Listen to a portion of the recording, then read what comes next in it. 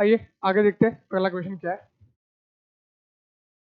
फिर से विजयनगर के बारे में है। कृष्ण देव राय जो विजयनगर के रूलर है, नाम भी दिया है और किंगडम का भी नाम दिया हुआ है। इस किंगडम के रूलर है। 2016 का क्वेश्चन है। देखिए कंसिस्टेंटली विजयनगर के ऊपर क्वेश्चन आ रहे हैं और अलग अलग तरीके से आ रहे हैं। आर्ट एंड कल्चर के बारे में भी आ रहे हैं, रूलर्स के बारे में भी पूछ रहे हैं, अभी टैक्सेशन के बारे में भी पूछ रहे हैं, वुमेन्स के बारे में भी पूछ रही है। तो कितनी डाइवर्सिटी है देखिए विजयनगर को पूछने में। तो विजयनगर के टैक्सेशन के बारे में क्या स्टेटमेंट है। पहला, जो लैंड के ऊपर टैक्स लगता था उसका जो रेट है वो लैंड की जो क्वालिटी है, भूमि की जो आपकी ये है गुणवत्ता है, उसके ऊपर आधारित था। ठीक है, जो लैंड टैक्स होगा वो भूमि की जो गुणवत्ता है या लैंड की जो क्वालिटी है उसके आधार पर होगा। पढ़ने से ही स्टेटमेंट बिल्कुल सही लगता है, पढ़ने से ही बिल्कुल लॉजिकली स्टेटमेंट सही है ये पता चलता है। ठीक, इसको अभी हम ये सही है ऐसा मानते हैं। दूसरा, private owners of the workshops paid an industrial tax. Private owners of the workshops paid an industries tax. तो वर्कशॉप मतलब मैन्युफैक्चरिंग और मैन्युफैक्चरिंग मतलब इंडस्ट्री ही होता है। तो जाहिर सी बात है विजयनगर के टाइम में मैन्युफैक्चरिंग और इंडस्ट्री ये दोनों बिल्कुल चीज़ें होती थी और उसके ऊपर टैक्स लगता था क्योंकि वो विजयनगर के लिए एक अच्छा सोर्स ऑफ इनकम था। और इस वजह से क्या है, अपने आप हमें दिखेगा कि जब हमारा पहला स्टेटमेंट सही हो रहा है तो ऑप्शन डी निकल जाएगा। ऑप्शन डी आपको पहले निकल जाएगा। ठीक, और जाहिर सी बात है कि फिर हमें देखना है दूसरा स्टेटमेंट देखने के बाद पता चलेगा कि लॉजिकली दूसरा स्टेटमेंट भी बिल्कुल सही लग रहा है, क्योंकि विजयनगर के टाइम में इकोनॉमी बहुत फ्लरिश होती थी और एग्रीकल्चर जितना फ्लरिशिंग था उतना ही इंडस्ट्री और मैन्युफैक्चरिंग भी था, या सेकेंडरी सेक्टर था। और सेकेंडरी सेक्टर की वजह से टर्शरी सेक्टर भी उतना ही फ्लरिशिंग स्टेज में था। और इस वजह से क्या है कि प्राइवेट वर्कशॉप्स जो है उसके ऊपर भी इंडस्ट्रीज का या मैन्युफैक्चरिंग का टैक्स लगता था। ये बात भी उतनी ही बिल्कुल सही तरीके से आती है और हमें बिल्कुल सही आंसर मिल जाता है। हमारा आंसर सी है। दोनों स्टेटमेंट हमारे सही है, दोनों लॉजिकली सही लगते हैं, दोनों सही है और सी आंसर आता है। 22वां क्वेश्चन देखते हैं क्या है। फिर से विजयनगर के बारे में है। देखिए ज्योग्राफी और हिस्ट्री को लिंक करने की जो आदत है यूपीएससी की, क्वेश्चन पूछना, वो यहाँ पे पूछा गया है। विजयनगर जो साम्राज्य है उसका जो कैपिटल है वो एक रिवर के बैंक्स पे बसा हुआ है। तो क्वेश्चन को कैसे घुमा के पूछा है देखिए। उन्होंने क्या पूछा है, विजयनगर का जो कैपिटल है उसको किसने स्थापन किया या उसका फाउंडर कौन है, रूलर का नाम पूछा है। ओके, पर कैसे, who among the following founded a new city, एक नई सिटी किसने स्थापन की on the south bank of tributary, on the south bank of, ऐसी रिवर है ठीक कि जिसके साउथ बैंक पे या दक्षिणी छोर पे वो नगरी बसाई गई।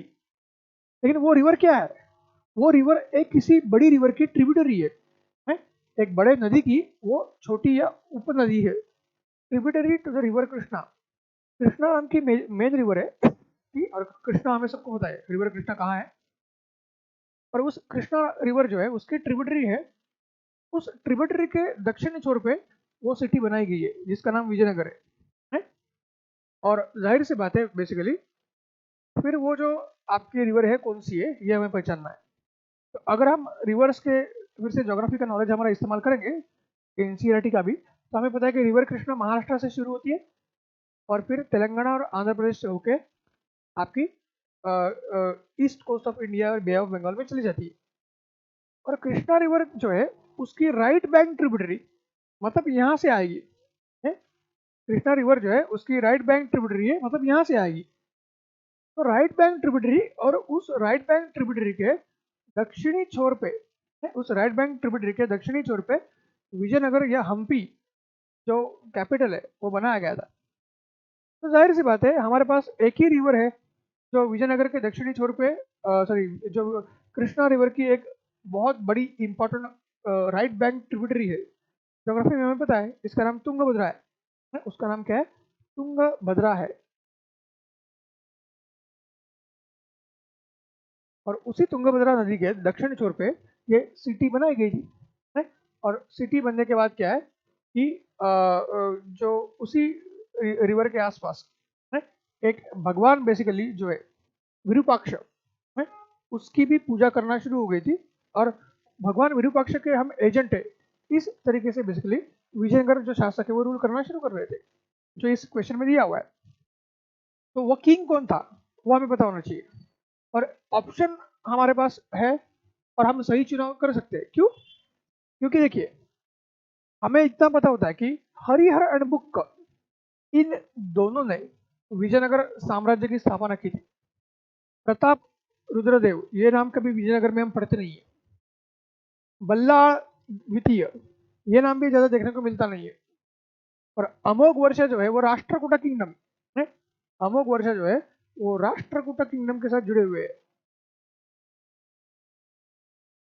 अपने आप हमें सही चुनाव मिलेगा हरिहर प्रथम। ये हरिहर प्रथम ऐसे जो रूलर थे, जो विजयनगर के पहले शासक हैं, जिन्होंने कृष्णा नदी की जो ट्रिब्यूटरी है तुंगभद्रा, उसके दक्षिणी छोर पे एक नगरी बनाई विजयनगर या हम्पी है, और फिर वहाँ भगवान विरूपाक्ष की भी स्थापना हो गई, और उसके भगवान विरूपाक्ष के एजेंट के तौर पे थे विजयनगर के शासक ने रूल करना शुरू किया था। तो बिल्कुल थोड़ा सा कंफ्यूजिंग करके हिस्ट्री और ज्योग्राफी को लिंक करके घुमा फिरा के क्वेश्चन लाके हमें पूछा क्या है, जहाँ घुमा फिराया उसके बारे में नहीं पूछ रहे हैं, पूछता क्या है फिर हमारी राम की सीता कौन है ना, कि एग्जैक्टली उस हम्पी के फाउंडर कौन है ये पूछा है। आगे जाके सीधा निशाना तीसरे जगह पे जा रहा है, घुमा फिरा के जो पूछ रहे हैं उसके पूछने के बावजूद निशाना कहाँ जा रहा है, तीसरे जगह पे जा रहा है, कौन फाउंडर है, और फिर ये फाउंडर हमें इस तरीके से ढूंढना है, और बिल्कुल सही तरीके से हम आएंगे। ओके, ये सभी चीजें। चलिए आगे चलते हैं। फिर से विजयनगर के बारे में, मतलब कितना क्वेश्चन विजयनगर के बारे में पूछिए। देखिए जो बार बार बात होती है कि मेडिवल से क्वेश्चन नहीं आता है, अरे कितने क्वेश्चन मेडिवल से आ रहे हैं देखो है? और पिछले 10-12 साल में कितने क्वेश्चन आए, और उसमें से विजयनगर के ऊपर कितने क्वेश्चन देखो।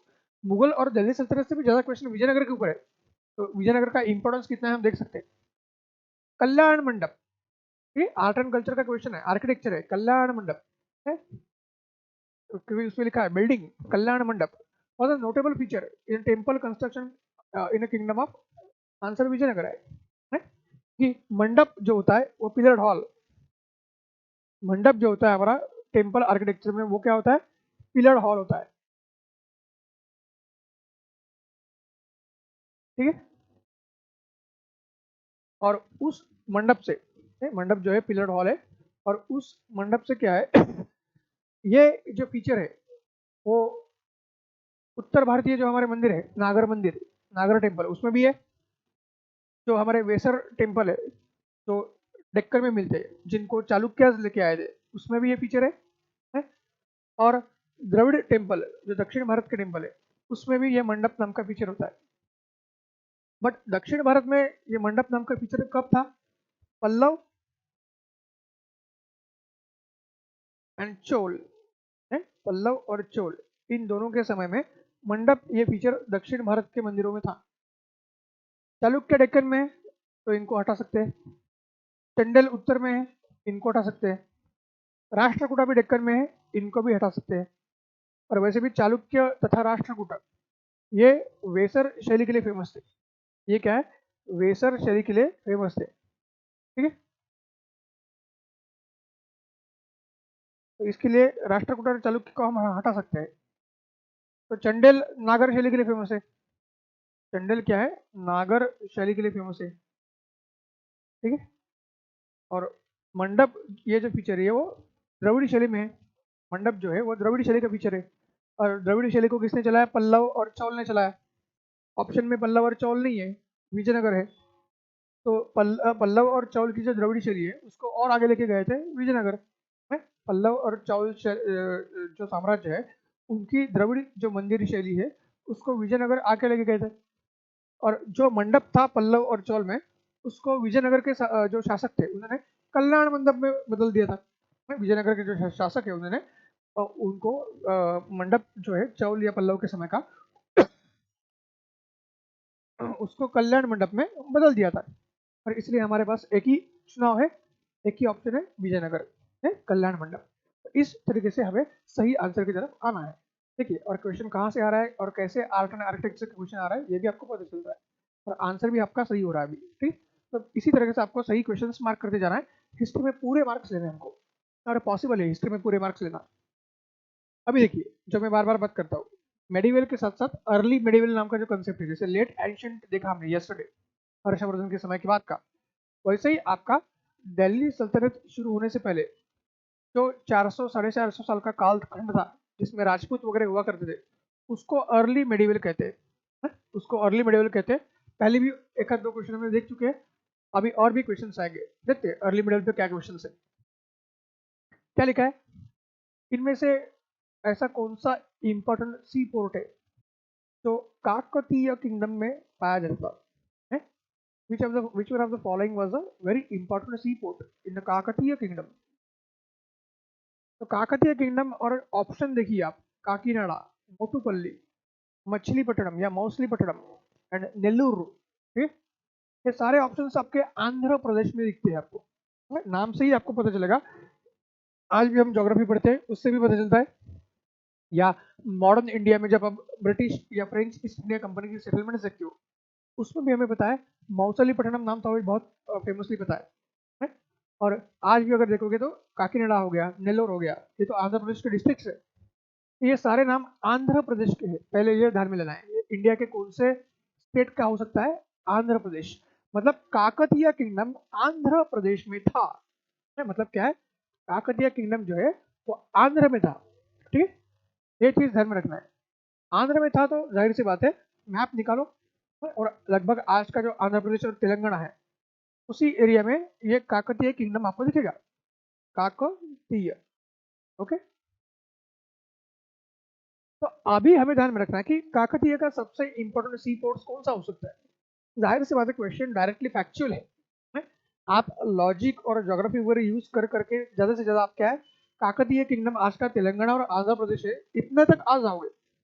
पर उसके बाद ये सारे अगर सी पोर्ट्स उस समय भी आंध्र प्रदेश में थे, मोस्ट इंपॉर्टेंट कैसे ढूंढेंगे हम? मोस्ट इंपॉर्टेंट कैसे ढूंढेंगे?